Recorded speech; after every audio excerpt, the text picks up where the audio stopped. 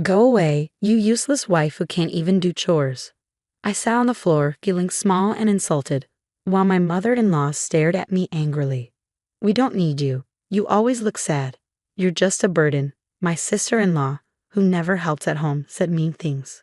Wait a second, Morris. Your mom and sister are being too mean. I tried to say, but before I could finish, even my husband Mauricio looked disappointed in me. My mom and sister are right. I don't need a wife who can't do chores and work. I have a young girl who helps part-time and is much better. Pack your things and leave, Mauricio said firmly. All three of them kept saying hurtful things, calling me a bad wife. I clenched my fists, feeling angry. After using me all this time, how could they be so mean? Just you wait. I'll make sure you all get what's coming to you. But I looked at the three of them and said without changing my expression, fine, I'll leave. The family that's been putting everything on me will see what happens next.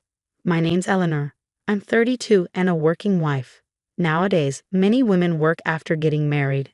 And I've kept working at the same company I joined after finishing college because I enjoy it. One morning, while I was getting ready for work, Mauricio asked me, "Hey Eleanor, can you handle this? Tax season is coming," and he handed me a bunch of receipts and invoices. Again, "You should handle the shop's accounting." Mauricio avoided eye contact. "You know I'm better at it, so please." I married Mauricio 5 years ago. He used to work at a restaurant where I'd sometimes go. After a few dates, we decided to get married. Now, Mauricio has his own cafe, but he leaves all the boring tasks like buying things and accounting to me. As I headed out the door, my mother-in-law said, "Eleanor, I want Chinese food tonight. Can you get the ingredients?" "No, you can do it when you get back.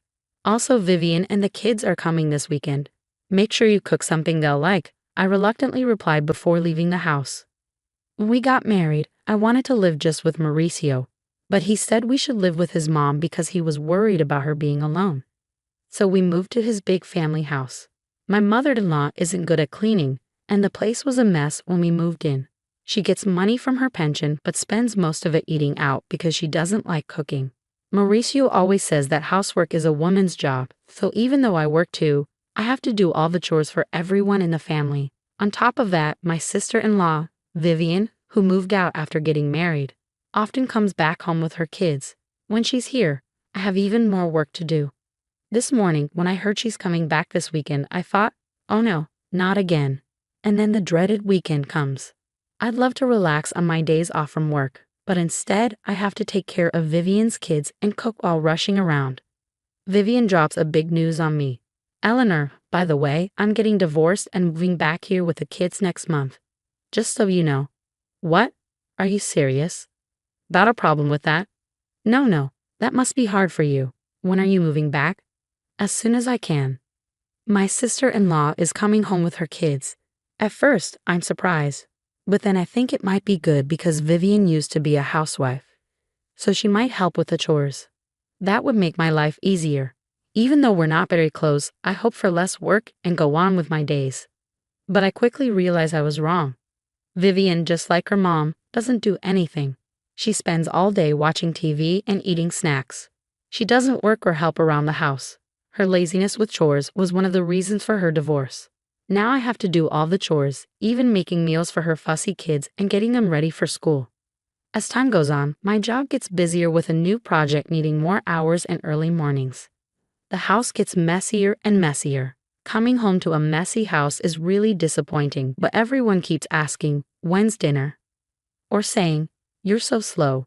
To make things worse, Vivian and my mother-in-law start making rude comments. "Eleanor, the laundry is piling up. Just because you work doesn't mean you can be lazy." But I'm busy too. When I try to explain, Vivian interrupts, talking back to your mother-in-law. "You're so brave, Eleanor. And you've been buying all the meals. That's not good for the kids. If you're home, can't you help a little?" What are you saying? Mauricio owns a business. You don't have to work. You're just selfish. So be a perfect wife. I couldn't believe it, and they acted like it was normal. That night, I was so mad I could burst. So I talked to Mauricio. "I'm busy with work, and neither your mom nor your sister is helping with the chores. Are you saying bad things about my mom and sister Eleanor?" Mauricio looked at me angrily. I said surprised, "No, that's not it. But I can't do all the chores alone. Could you help me a bit? I'm busy with my business. You might not get it because you have an easy job in an office, but running a business is tough. And isn't housework a wife's job? Don't expect me to help. Are you serious? Mauricio just goes to sleep, leaving me upset. But then I get an idea. I think of something good. I quickly grab my phone and order some things online before going to bed. A few days later, a bunch of new gadgets arrive. A machine that washes and dries clothes, a robot that cleans, and kitchen tools that cook by themselves. If no one's going to help me, I'll use these gadgets to make my chores easier. While the delivery guys bring in the new washer, my mother-in-law and sister-in-law arrive. You bought a new washer without asking. The old one still works. But it's old, and this will make laundry faster and easier, I argue. What's all this? A cleaning robot and cooking gadgets. Eleanor, come here. They call me to the living room, where they're sitting on the sofa, and I'm told to sit on the floor.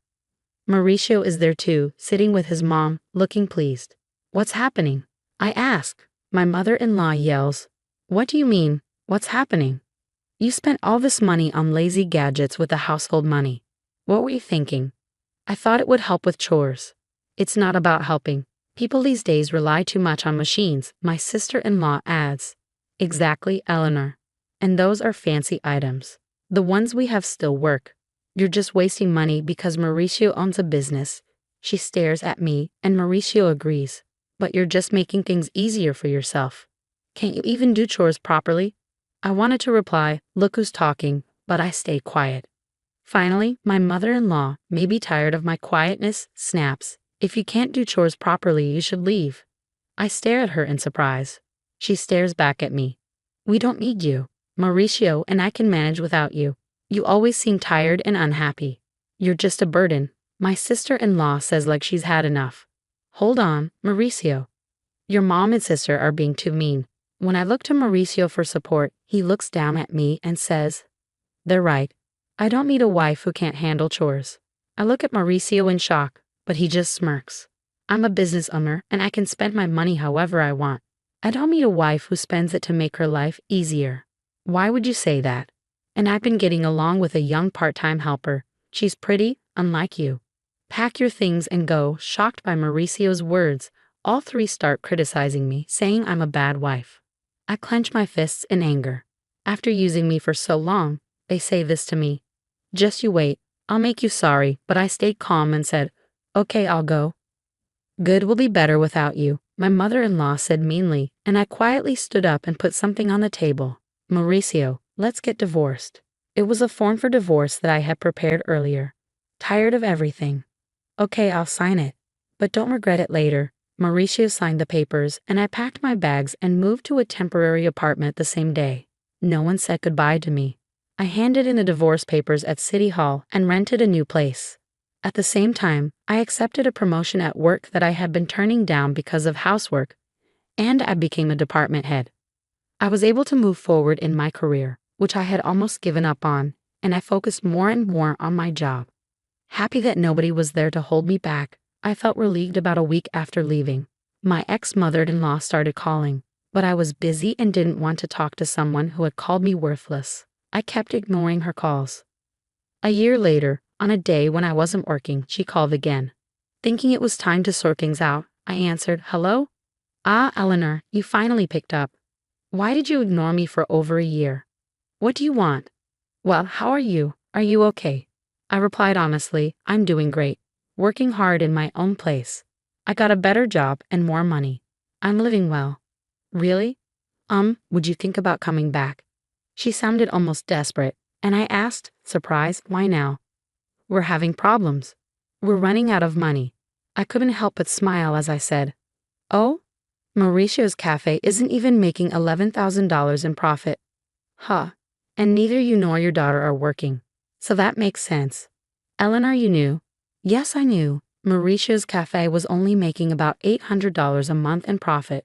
I handled the money, so of course I knew. Mauricio's cafe was only making about $800 a month in profit.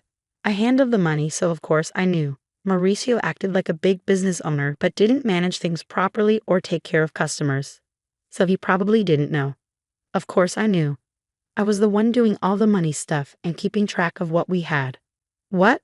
Why didn't he tell us? I didn't know you were a big manager at a company and giving so much money for us to live. Yeah, I was giving over $3,000 every month. That's how we all managed. I was adding my money to help because I knew Mauricio's shop wasn't making much. Maybe Mauricio realized he couldn't handle things without my money after I left. Please, Eleanor, come back. Oh, by the way, what happened to Mauricio's shop? Ignoring my ex-mother-in-law's request, I asked, is Mauricio's shop closing next month? Even the part-time helper left him. It's not surprising with such bad management, he can't run a business. And he's too proud to do what he needs to do. No woman would want to be with a man like that. I laughed, and my ex-mother-in-law didn't know what to say. Can we finish? I'm busy, she quickly said. Also, the house has been a mess since you left. She said the house was a mess because no one was cleaning. The house was messy. Nobody was cooking, so they had to buy meals, and they couldn't even buy a new washing machine. It would have been nice if you left those machines, ex-mother-in-law says. What are you saying? Those lazy machines? And why can't I take what I paid for? I shouldn't have said that, but I never thought the house would get like this just because nobody was doing chores, I said, getting a bit annoyed. Isn't it strange that 3 grown-ups can't handle chores? What are your daughter and Mauricio doing? She whispered. Well, Mauricio is sitting at home all day, doing nothing since he found out his shop isn't making money. He said he could spend his money however he wanted because he's a business owner. And Vivian won't work, no matter what I say. She doesn't do chores. And she even asks me for money for herself and her kids. My pension is running out. Really? Your daughter told me she didn't need me because she had you, I said coldly. My ex-mother-in-law tried to be nice again. Please, Eleanor, my pension isn't enough for us anymore. I don't want to go back to that house. Your children are quite the freeloaders, aren't they? She didn't know what to say. As I was about to end the call, she kept talking. Eleanor will change. Please come back. Let's all be happy together again. Sure, be happy with a useless wife, I interrupted, and she struggled with her words but kept begging. I'm sorry for what I said. We're family. Help us. We can't even pay the taxes for the house. We'll have to sell it. I don't have to help you, and I don't want to. Figure it out yourselves. Goodbye from your useless wife. I hung up and blocked her number, ignoring her cries. Sipping my coffee in my tidy apartment, I chuckled. 3 months later, I happened to walk past Mauricio's cafe. It was closed. Even their house was sold. According to a neighbor I met, they sold the house and moved to a small apartment nearby. They caused trouble in the neighborhood, always fighting and making a mess. People complained a lot. They could have worked hard and taken care of their home. But they didn't, which wasn't surprising. I looked at their old house and walked away. Since then, I've focused on my work. Recently, a nice colleague told me he liked me, saying, I love how you work so hard. Let's date and maybe get married. I think my next marriage isn't far off, and this time, I'm excited to find happiness.